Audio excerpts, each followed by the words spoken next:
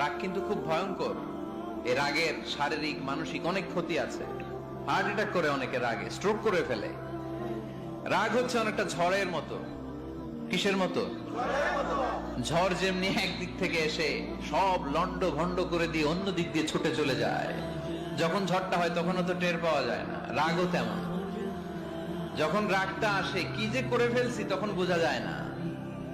রাগ চলে যাওয়ার পরে, মাথা ঠান্ডা হওয়ার পরে তখন বোঝা যায়, হায় রে এটা কি করলাম। তো এরকম অনেক, যেহেতু হিতাহিত জ্ঞান থাকে না, অনেক দুর্ঘটনা ঘটে যায়।